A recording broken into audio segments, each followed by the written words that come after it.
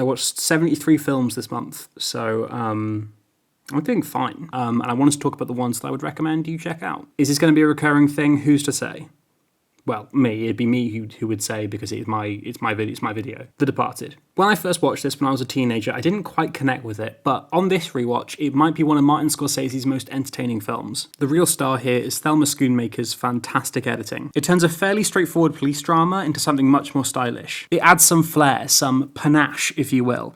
A little, how you say, a je ne sais quoi. She earned that Oscar. This is pretty much an editing lesson wrapped up in a movie. It's a great script as well, and the acting's all brilliant, but the editing is like the standout. It's brilliant.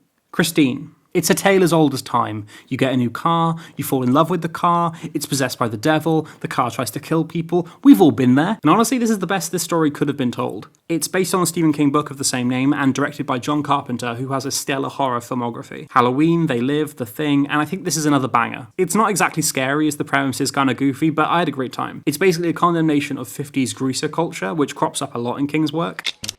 Aesthetically, the 50s are shiny and cool, but underneath it was a pretty fucked up time. Like, the murderer is literally a 50s Plymouth Fury, which is the name of the car. I had no idea that's what it was called. I was just calling it a red car. The reverse car healing effect looks great. The red of the car really pops off the screen, and it features the late, great Harry Dean Stanton, who's from Alien and Paris, Texas, which you should also check out. I mean, Alien you've probably seen, but Paris, Texas is also great.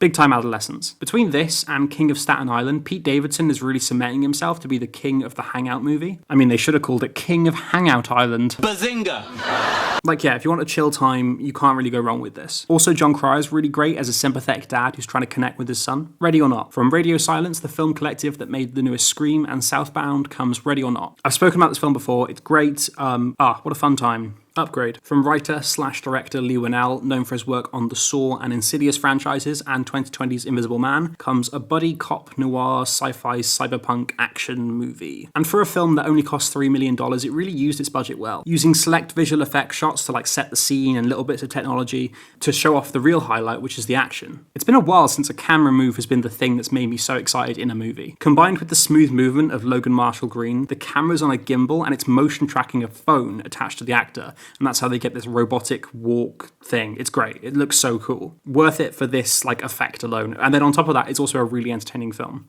Trick or Treat. Next, a fun horror anthology film that mixes and matches loads of different horror monsters and tropes that I won't spoil here, and then jumbles them all into one movie. It also does that thing where all the stories intersect and overlap, which makes a much more satisfying anthology movie IMO. And Sam is a horror icon. Look at that round head.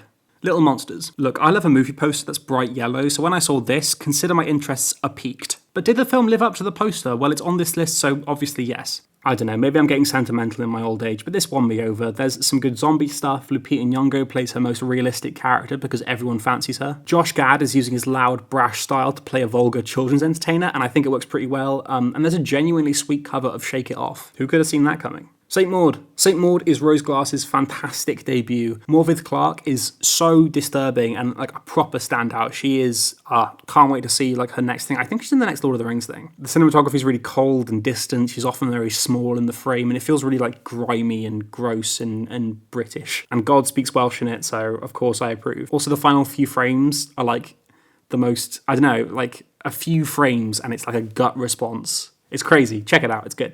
Society.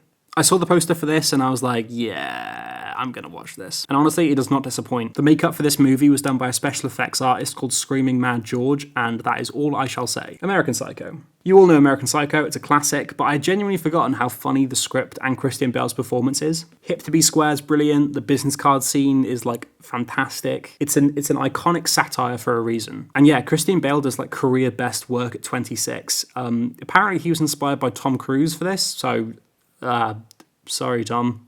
Lake Mungo. This is one of the best faux documentaries I've ever seen. Everything about it just feels so genuine. I'm really surprised that this style isn't used more for horror. There's plenty of found footage horror movies, and those work really well, but with the popularity of Netflix crime documentaries, I'm surprised that this method isn't utilized more. The Northman. Robert Eggers has a new film, so I had to go to the cinema to see it because it's important to support the films you want to see. Obviously, but support the films you want to see more of, This time he's tackling Viking folklore with the story that inspired Hamlet, which I did not know going in. And halfway through, I was like, Amleth sounds a lot like Hamlet. Coincidence? I think not! But I think the main theme is stories we tell ourselves not necessarily being the truth, which works with the Viking setting, as the stereotypical Viking is not in this movie. It's more the like animalistic warrior type Viking. I really like this little repertoire of actors Eggers has built, with Willem Dafoe, Anya Taylor-Joy, Kate Dickie, and the voice of the gods, Ralph Ineson. They seem to enjoy working with him, so I'd love to see them pop up more and more people added to the roster. Penda's Fen. Often I'm asked, what's my favourite horror subgenre? And naturally, it's folk horror. Penda's Fen is a film I came across in watching Woodlands Dark and Days Bewitched, which is the definitive text on folk horror. There's something about TV horror from the 70s and 80s that I find incredibly unnerving, probably because I watched them as a child and my brain associates that with spookiness. It's not hard horror like The Wicker Man or Midsummer, but there's this ghostly presence throughout the film, and I don't just mean the ghosts. They're not even really ghosts, they're more like apparitions from the earth. Can you hear my dog barking? I'm just going to carry on even though my dogs are barking. Beastie Boys story. Spike Jonze is a director whose work I'm always going to check out, but I didn't rush to this as I thought it was going to be more like a typical music doc, like showing how the Beastie Boys met and got big and wrote their songs, etc. What it really is a lovely tribute to Adam Yauch by Michael Diamond and Adam Horovitz in the form of a live recording. When the bass line for Sabotage started playing, I was pretty much hooked. But it makes it feel so much more personal that it's like you can see them talking to an audience and they kind of mess up at certain points, and it's just really good. One of those things where you're like, oh, I wish I'd seen that live, but with the medium of film, it can live on forever. Invasion of the Body Snatchers. It's a classic for a reason. I was always going to get to it at some point. I'm glad I did. It's really good. The scream at the end is haunting, and the dog face is insanity. It's so good. I watched one of the big Oscar snubs of last year, Spencer, and it's a grand old time. Pablo Larraín is a very interesting filmmaker, and his work is complemented by Johnny Greenwood's gorgeous score, one of two that he did last year. And Claire Mathon's cinematography is just perfect. She also did Portrait of a Lady on Fire, which is also like a portrait. It's beautiful.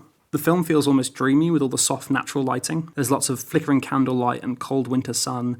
And then because the film has gorgeous costume and production design, there'll be a pop of colour. I know the Oscars aren't everything, but I 100% think that the production, costume, cinematography, directing, score, and then supporting acting awards for Sean Harris, Timothy Spall, and Sally Hawkins. Those Oscar snubs must have felt like a real slap in the face, reference to an event that happened. Sean Harris is known for his sinister villain roles. Watch Possum if you want to be deeply disturbed. This was a really nice change of pace as he plays a really sweet cook who cares about Diana more than the people who eat his food. Basically, the monarchy should just be dismantled.